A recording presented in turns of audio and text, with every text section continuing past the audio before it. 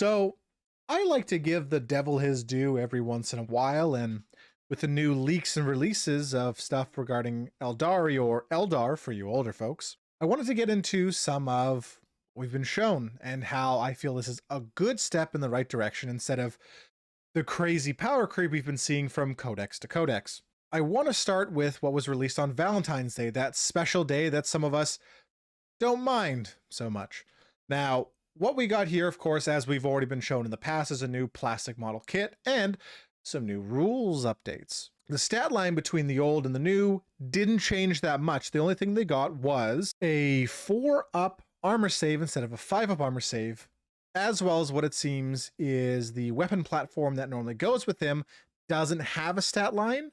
It's going to be kind of a buff that I think you pay for and stays with the unit as long as there are models left in it, which I kind of like. Secondly, we have the Shuriken Catapult, which also got a buff. It got a 6-inch range increase going from 12 to 18 inches, Assault 2, Strength 4, AP -1, 1 damage. It gained an AP and of course has a new Shuriken rule, which you guys aren't aware of what it is. I shall quickly tell you. Shuriken weapons, each time an attack is made with a Shuriken weapon, an unmodified wound roll of 6 improves the attack's AP characteristic by 2. Pretty good. Basically, it was the same as it was in the older edition, but instead of constantly putting in the weapon profile of this is what it does, you just says it has the Shuriken characteristic, and now you just go look that up and Bob's your uncle. It's a quick little thing, but overall, it's a quality of life increase that I enjoy. So with this new update to the Shuriken Catapult, right, having 18-inch range instead of 12, huge. 6 inches is a lot. Am I right, boys?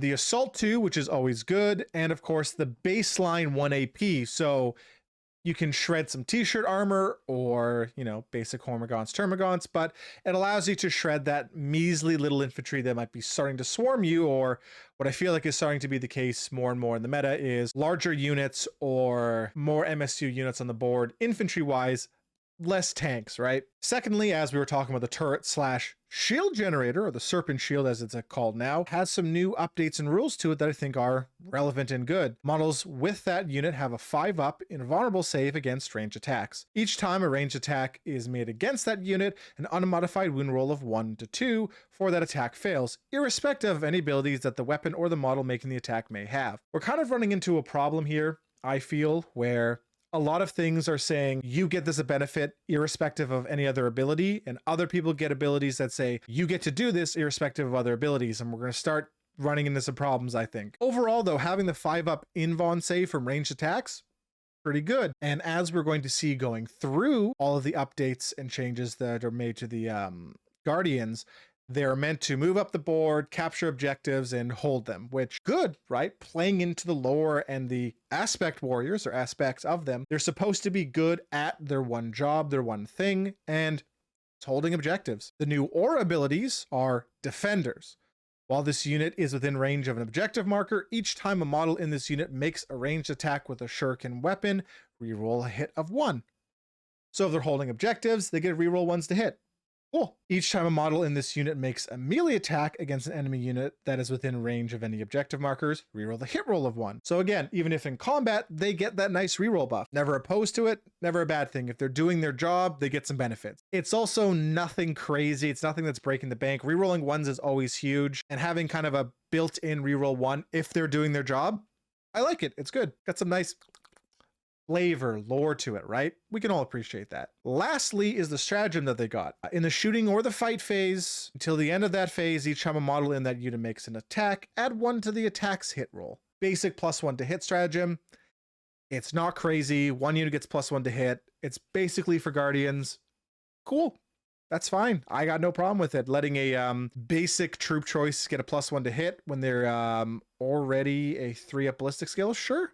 Fine by me, man. Hitting on 2s don't matter to me. It's cool. It's good, right? Overall, these changes I feel for the Guardians are better. They're good. That makes them competent, right?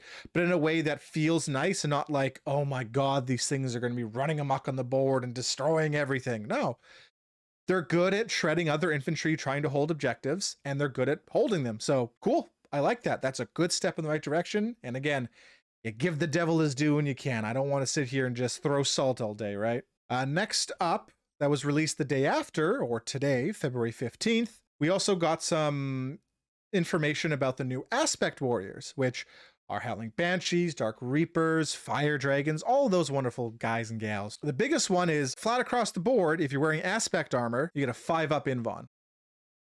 That's pretty good. So they get to sit on the board a lot longer. They can take a lot more firepower and accomplish their goals and jobs. While it doesn't make them invincible, it's a good staying on the board mechanic, especially with how much the AP has been going up and up on more weapons. It's kind of almost a must for a lot of the smaller units. We get a look at our first Aspect Warriors, which are the Dire Avengers. Dire Avengers weapon profile is now 18 inches, assault 3, strength 4, AP -2, 1 damage, with of course the Shuriken ability. Shuriken? It doesn't matter. What we learned is that the range didn't change. They got 1 extra shot and they got 1 extra AP. So a flat AP2 on a strength 4 weapon. Again, shredding infantry like it's no one's business. You turn them Space Marines into what, a 5-up save at this point? Potentially AP -4 if you fish for those 6s.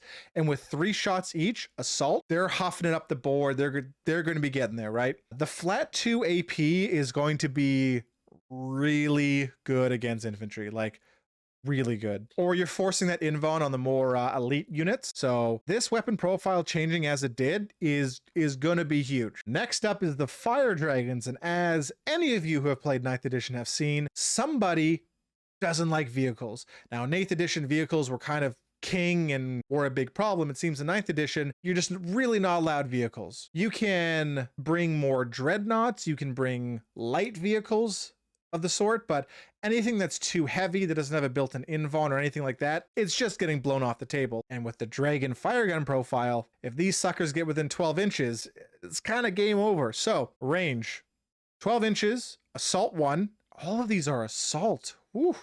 Strength 9, AP -4, D6 +2 with the assured destruction. Each time a model in this unit makes a ranged attack that targets a vehicle or monster unit, reroll a wound roll of 1. Now, with a strength of 9, if you're fighting against any sort of tank, it's going to be a 3 to wound, rerolling 1. So 2s are your enemies once again. But with the D6 +2, that means it essentially has the new Melter rule built into the damage. Sure, it's only a 12-inch range, but I feel like there's going to be some shenanigans to bring them out of either deep strike or reserve or even a vehicle quicker to do their job, because the old profile is strength 8 D6 damage, so they now have the new built-in Melter rule and the strength 9. So like in the lore and the fluff of the Fire Dragons, who are meant to just melt and crack open tanks and get to that nice gooey soft center, they can definitely do it now. In squads of 5, you basically have 5 strength 9 shots that melt through basically all armor and are doing a minimum of what? Let's say all of them hit wound. What's that? That's gonna be minimum 10 damage plus 5d6. Yeah, they're melting through tanks. So as all of you have been seeing so far, just don't bring tanks. They're just, everything hates tanks nowadays. Now the last profile are the Warp Spiders, the gentlemen that I love so much in 7th edition when I played Eldar and had a lot of fun. Still learning the game. Now, thankfully, they show me the old and the new weapon profile, so I don't have to go back and forth between my tabs. Now, the Death Spinner, old profile was 12-inch range, didn't change. Assault 2, there's a big change.